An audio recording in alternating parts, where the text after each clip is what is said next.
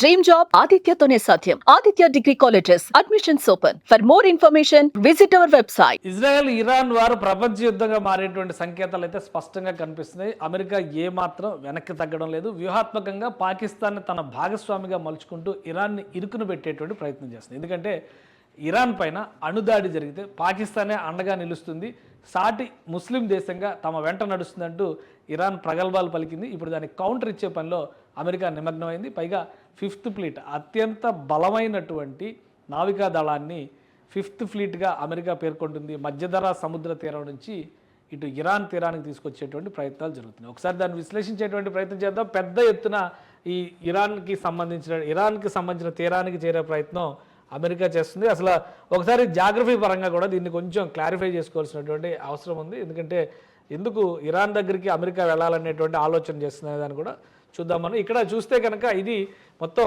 ఈ ఏరియాని అంతటిని పశ్చిమాసియా అంటారా, మిడిల్ ఈస్ట్ అంటారా, ఏ భాషలో ఏది చెప్పినా కానీ ఇది మొత్తం కూడా హాట్ కేక్ యుద్ధ రంగంగా భావించేటువంటి ప్రాంతం. ఎక్కువగా ఇస్లామిక్ కంట్రీస్ ఉంటాయి, వాటి మధ్యలో ఒకే ఒక్క జ్యూ కంట్రీ కింద చెప్పేటువంటి ఇజ్రాయెల్ ఉంటుంది.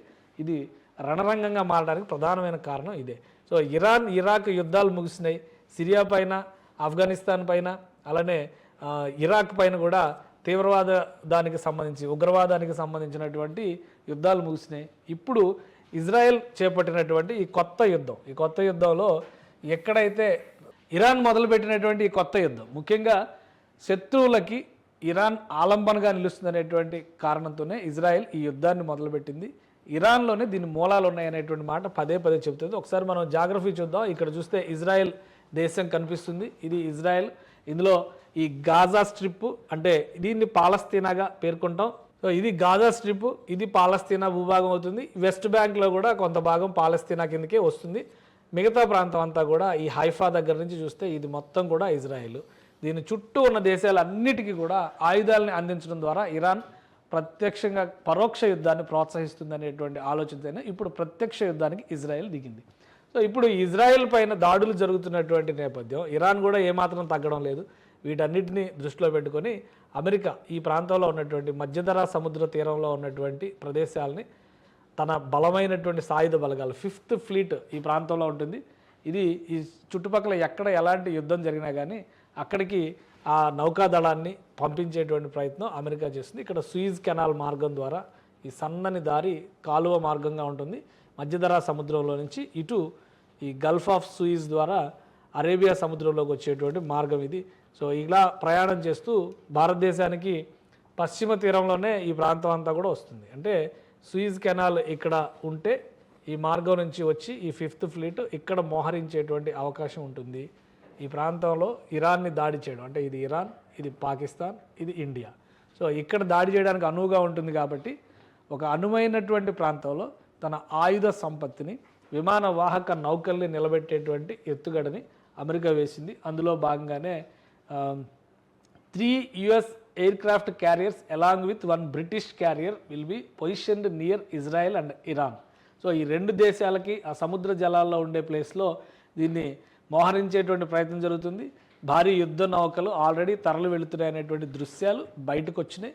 ఒక విధంగా ఏంటంటే మొత్తం అన్ని వైపులా కూడా వ్యూహాత్మకంగా శక్తియుక్తుల్ని మోహరించేటువంటి ప్రయత్నం అమెరికా చేస్తుంది.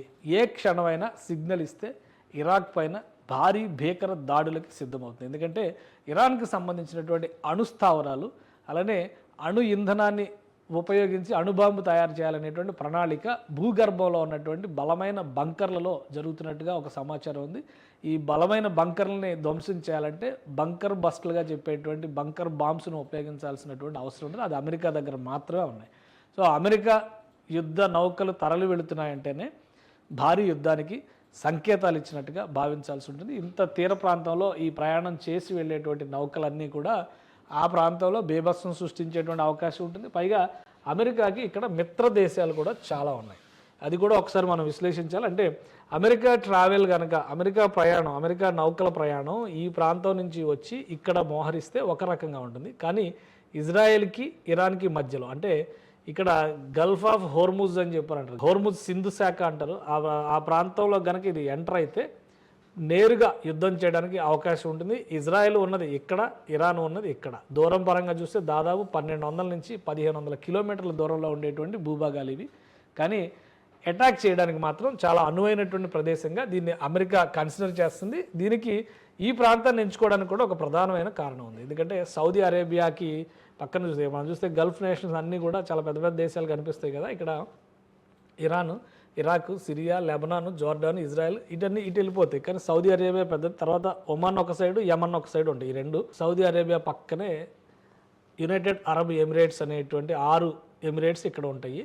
కానీ ఈ ప్రాంతంలో చూస్తే చిన్న చిన్న దేశాలు, ఒక ఖతార్ కానీ, బహ్రెయిన్ కానీ, కువైట్ కానీ, ఆల్రెడీ బహ్రెయిన్తో అమెరికాకి ఒప్పందం ఉంది. బహ్రెయిన్ సముద్ర జలాల్లో అమెరికా నావికా దళాన్ని లంగర వేయడానికి, అక్కడ స్టే చేయడానికి అవకాశాలు ఉన్నాయి. కాబట్టి ఈ ప్రాంతంలో గమనిస్తే పర్షియన్ గల్ఫ్, అరేబియన్ గల్ఫ్ అంటారు. బహ్రెయిన్ తీరంలో కనుక అమెరికాకి సంబంధించినటువంటి ఇవన్నీ కూడా దేశాలు, చిన్న చిన్న దేశాలు, చిన్న చిన్న ఇవి అనమాట. ఖతార్ కానీ ఇవన్నీ ఒక చిన్న చిన్న దేశాలుగా ఉన్నాయి. ఒక సౌదీ అరేబియా, యుఏఈ లాంటి కాంబినేషన్ పెద్ద దేశాలతో ఒప్పందాలు చేసుకుని బతికేటువంటి దేశాలు.